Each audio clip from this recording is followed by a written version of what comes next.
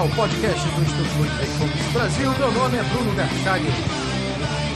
Hoje eu converso com o Lobão, cantor, compositor e escritor.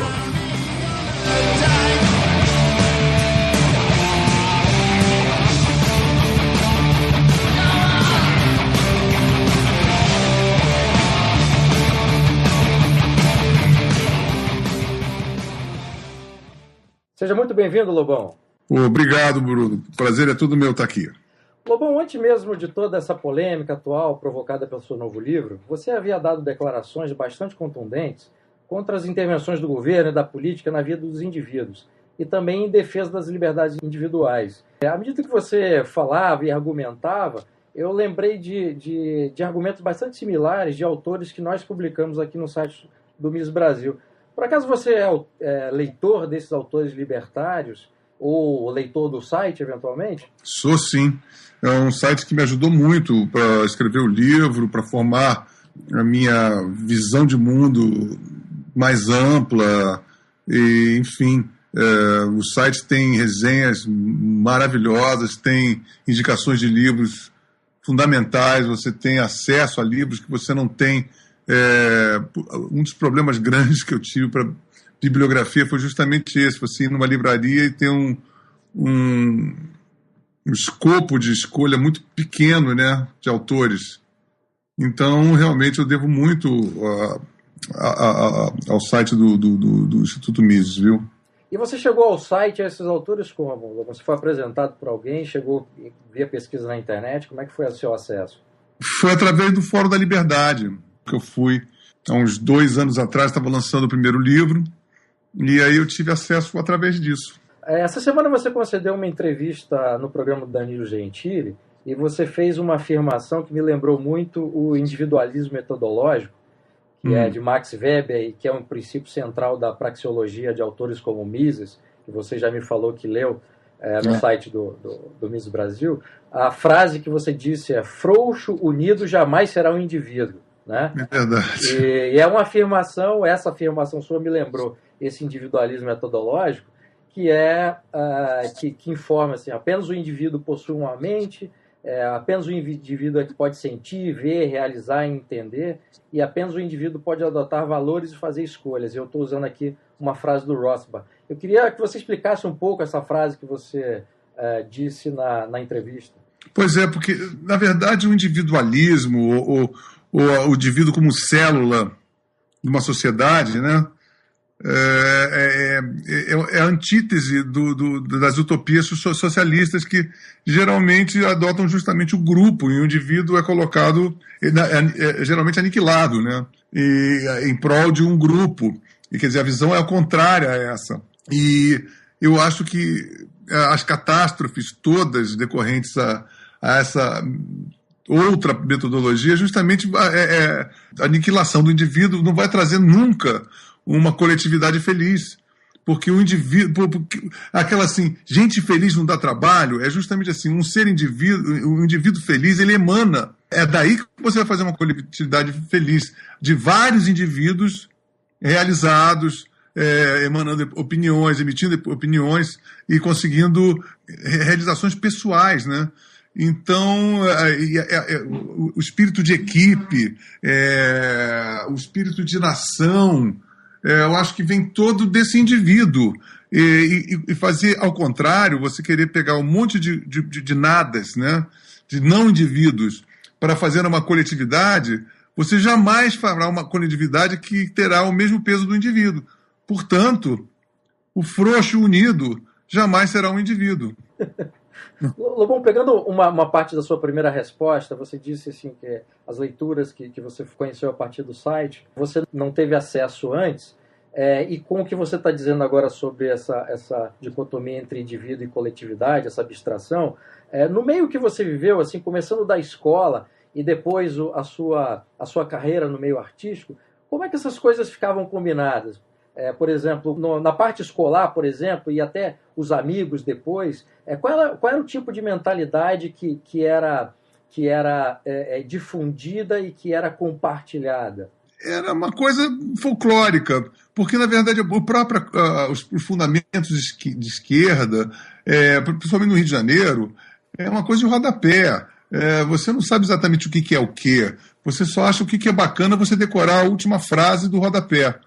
Agora, eu tive sorte, primeiro que eu sou um cara muito individualista, eu tenho um mundo pessoal muito fecundo e eu me considero um parque de diversões pessoal, entendeu? Eu sou muito divertido para comigo mesmo. Então, eu sei, assim, já é uma coisa muito, muito forte em mim que um indivíduo que em mim reside, ele é a minha salvação.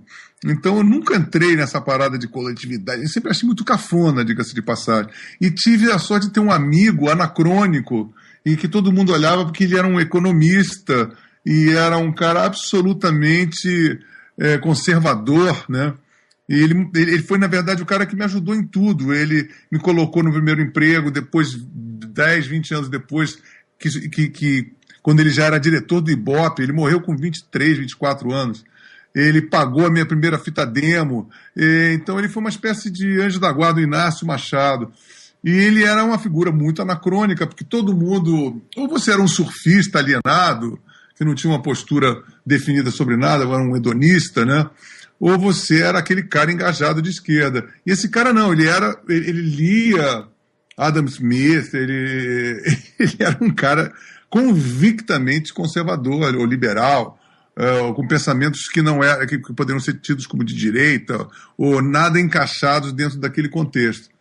E eu sempre me identifiquei muito mais com ele, e sempre, na verdade, eu sempre tripudiei muito à esquerda, mas eu era pressionado, assim, para namorar eu tinha que pensar assim, eu tenho que ficar pelo menos em cima do muro. E o roqueiro tinha uma coisa muito boa para ficar em cima do muro, que seria o artifício de ser anarquista. Porque a anarquia, por ser inexequível, dá uma situação muito cômoda para você dizer, olha, eu sou anarquista, tudo bem, nunca vai acontecer nada. Nisso você não precisa tomar uma posição mais definida, né? Você fica mais assim, uma forma de você ser glamuroso e não se comprometer com nada, né? Nem ser taxado de direita, ou ser taxado de careta, ou qualquer coisa que seja nessa natureza. Então, é muito complexo, sabe? O panorama brasileiro todo, ele é naturalmente de esquerda, anti-americano, sabe? Nós temos muita inveja do americano, que é nosso irmão, que cresceu para chuchu e a gente ficou atrofiado, e a gente, por ter ficado atrofiado, começa a criar uma fantasia delirante em torno de sermos um povo ungido por um Deus muito louco, e nós somos primitivos, nós somos únicos no mundo, e isso nos deixa na condição que nós estamos hoje, de um atoleiro ideológico muito, muito sério e com pouquíssimas perspectivas de nós revertermos isso no curto, médio prazo. Dentro desse universo que você frequentava, o universo artístico, o glamour maior era ser de esquerda, como você mesmo falou, né? Uhum. O universo artístico não, é em todos os lugares. O universo artístico, na verdade, Bruno, assim, do pessoal do rock and roll, o pessoal do rock and roll era uma zona fantasma, porque você poderia ser perseguido pelo pessoal da ditadura e você era tido como alienado cultural. Você era um alienado, você era um pau-mandado americano. Eu tenho até uma tese sobre a inveja do falo americano através da guitarra elétrica, né? Então tem isso também, são zonas fantasmas, sabe? Em que eu, por exemplo, não militava, eu era roqueiro, né? Então você pode ser execrado pelos dois lados, porque é uma maneira de você ser um pária maior, porque você não é respeitado culturalmente por ambos os lados, e você não tem uma voz ativa em lugar nenhum, né? E o esquerdista tripudia, não te dá o menor valor. Então é uma relação mais complexa ainda. Em termos de intervenção do Estado, e você tem sido um grande crítico disso, né? Naquele período da sua prisão, com problemas de drogas e tal, essa coisa da liberdade individual de escolha com o que está instituído foi muito, quer dizer, você viveu isso na pele, né? Eu levei isso em últimas consequências e me transformei num preso político, porque na verdade foi preso com um galho de maconha e um papel que no laboratório deu 0,8 decigramas de cocaína. Quer dizer, hoje em dia, mesmo seria ridículo. E o que é pior, hoje em dia, há um consenso muito maior em saber que a cocaína é uma droga ruim, né? E naquela época, nos anos 80, até o padeiro cheirava cocaína, o porteiro, o corretor de bolsa de valores, o empresário, todo mundo. Era cool, era relax, era chique cheirar cocaína. O bossa-novista cheirava cocaína, o MPBista cheirava o roqueiro. Então, era muito mais aberrante me colocar numa situação com aquela quantidade, sendo um réu primário, na cadeia há 3 meses, sem direito, e sendo primário, quer dizer, eu não podia, segundo o Código Penal, eu não podia ser preso de jeito nenhum.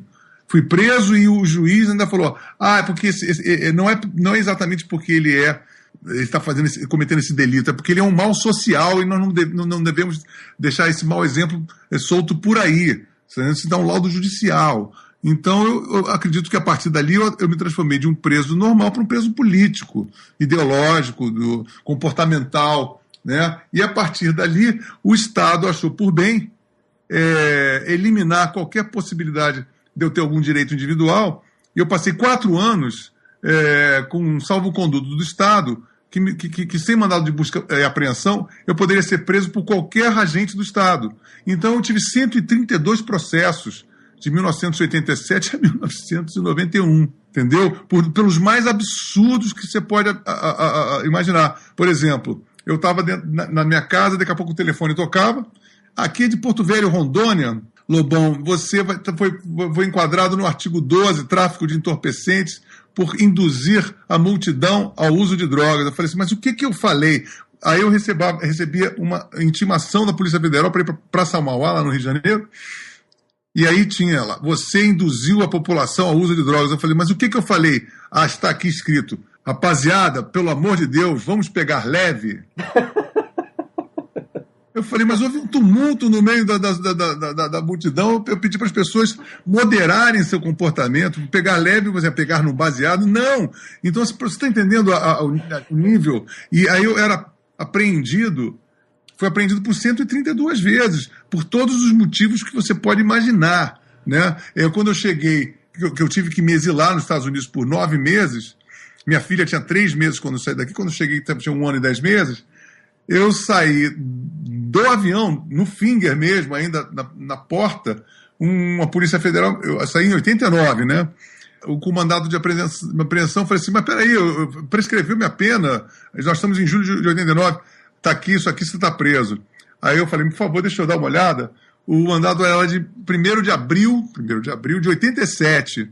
Eu falei assim, mas isso aqui está já vencido, amigo. Ele falou assim, nós sabemos que está vencido, mas nós estamos numa quinta-feira e o judiciário está de férias até terça. Você vai ter que provar isso só daqui a terça-feira que vem. A gente vai ter o prazer de você ficar preso até terça-feira, porque você foi bancar o espertinho fugindo para a América.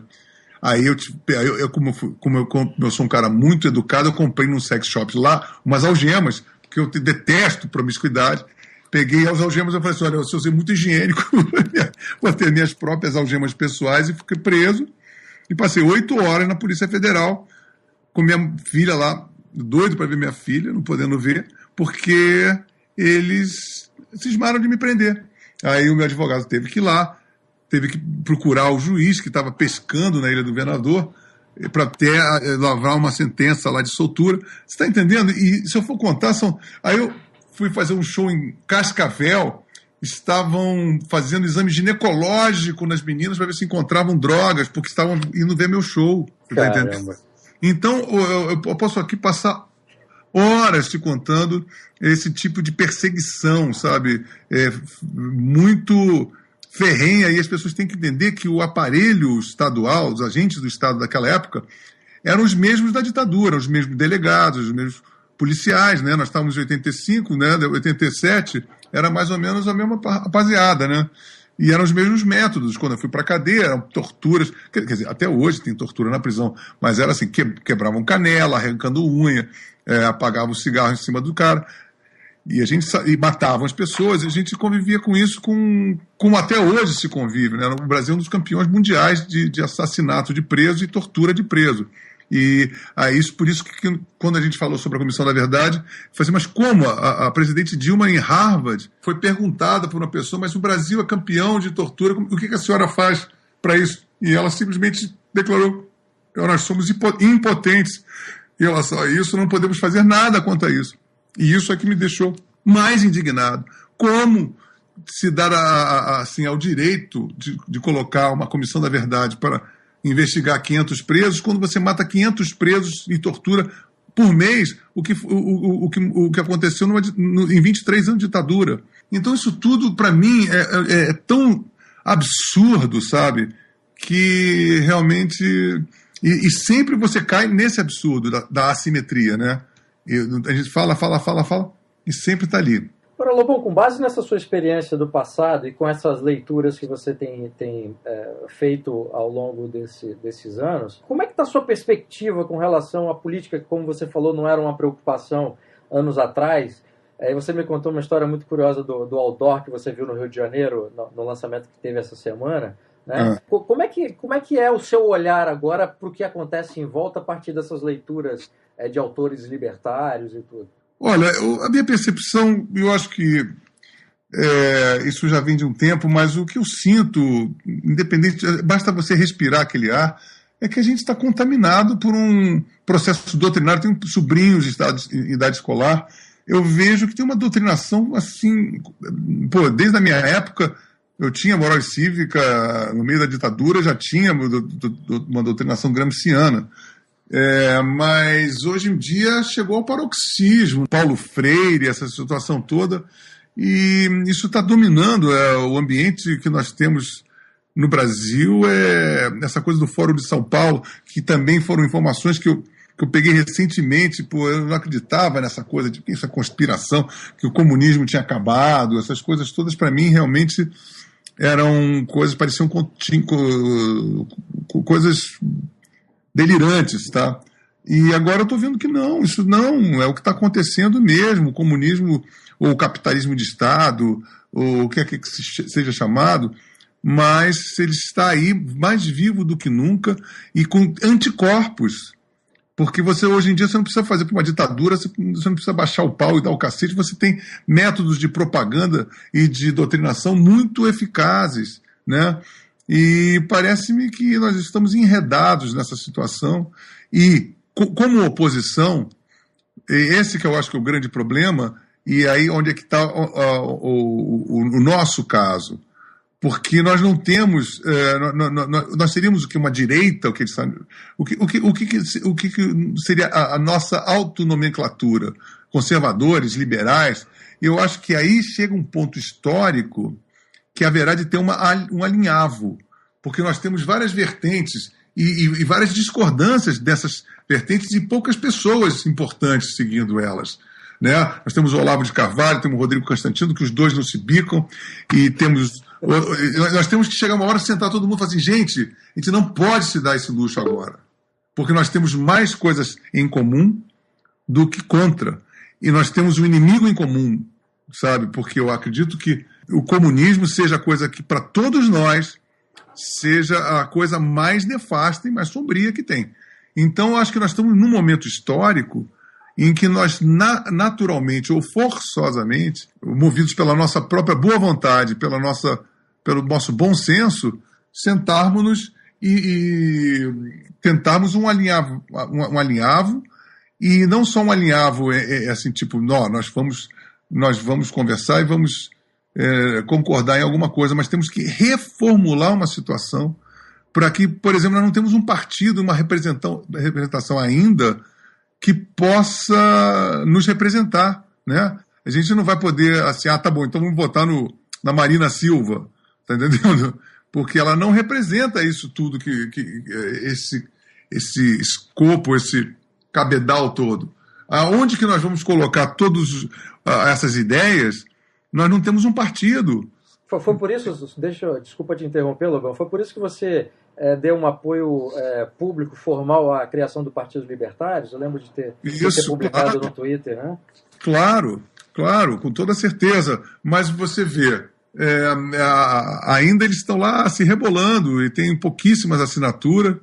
E eu acho que cabe aí aos intelectuais de maior abrangência, né, poderem cooptar mais pessoas e aprimorar esse modelo, né? Porque eu acho que é um modelo embrionário ainda, porque ainda muita coisa terá que ser posta na mesa até podermos ter um chassi, né, de plano de governo, onde é que as pessoas envolvidas possam subscrever isso e a gente possa dar uma visibilidade.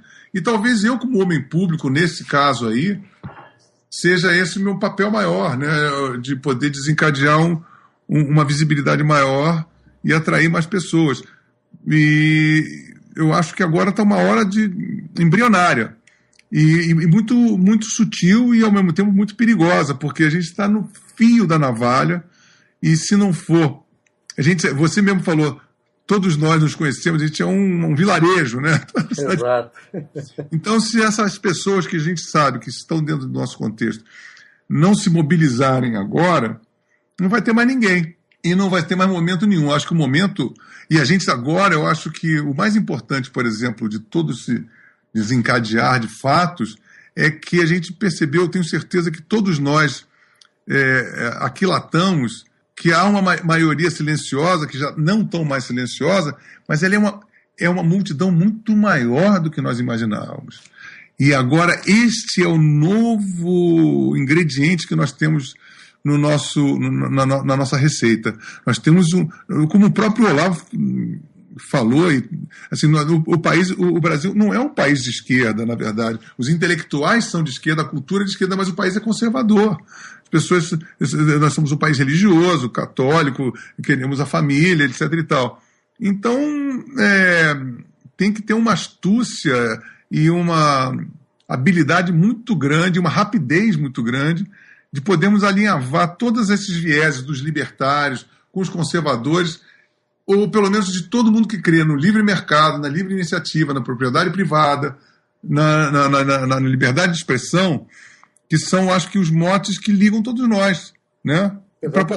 Para a gente poder desenvolver um outro chassi que possa fazer que dê uma liga, né, em tudo isso, e que nos represente, e que represente essa quantidade de pessoas que se sentem literalmente órfãs de qualquer tipo de representatividade, e que é o que está acontecendo, né?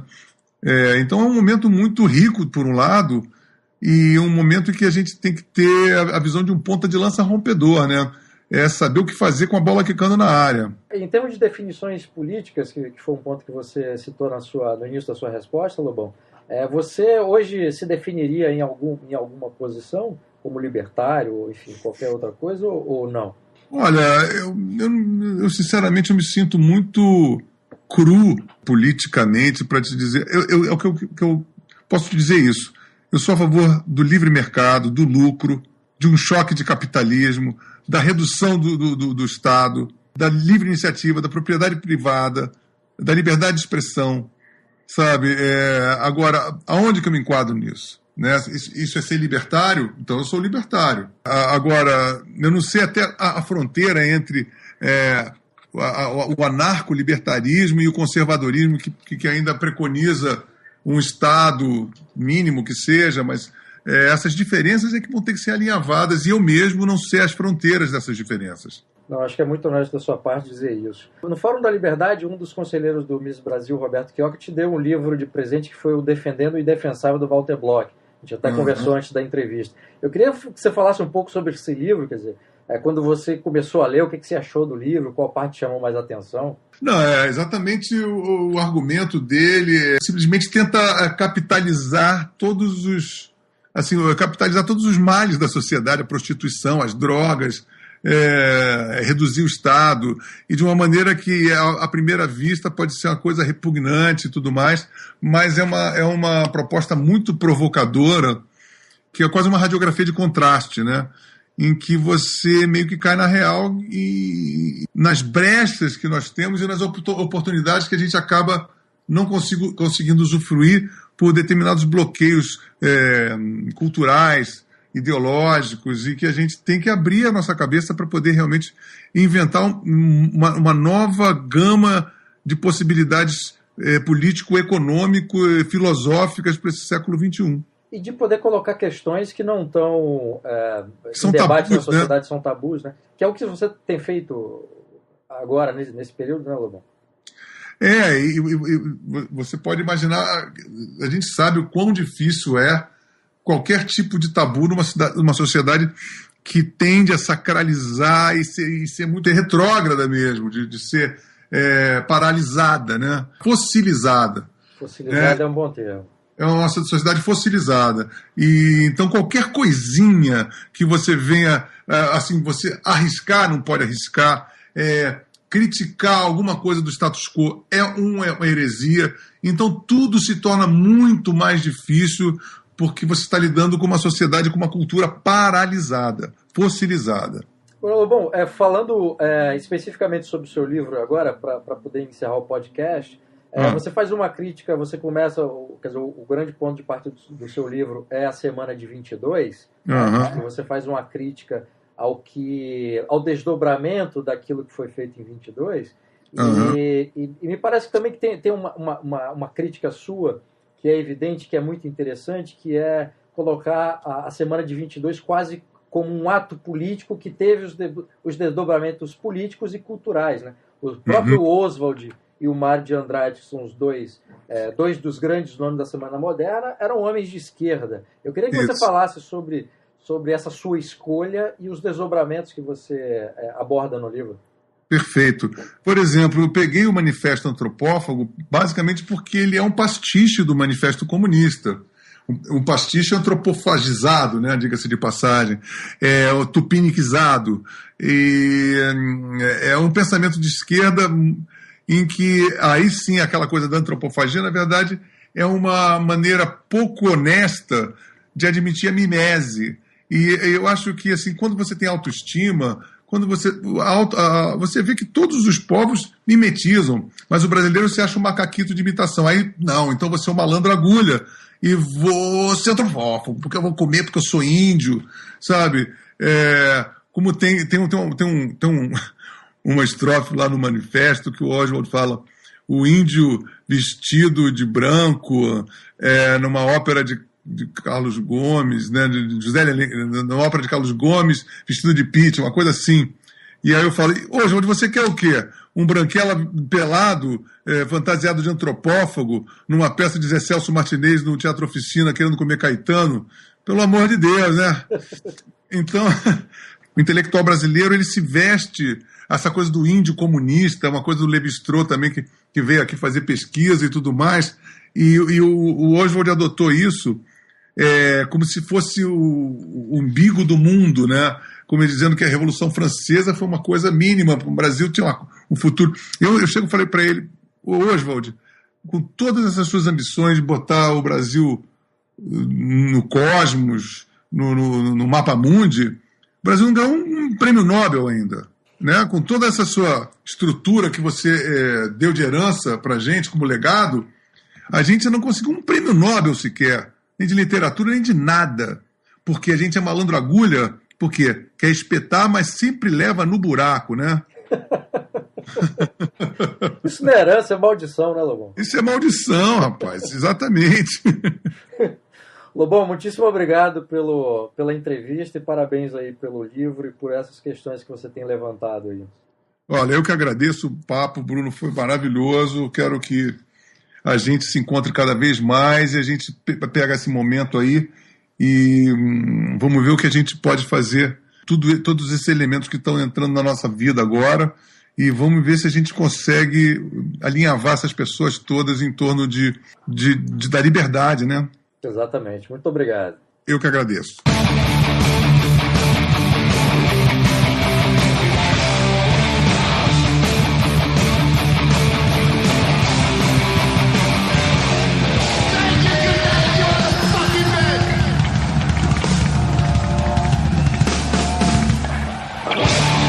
Esse foi o podcast do Instituto Ludwig Fomes Brasil. Meu nome é Bruno Garchag.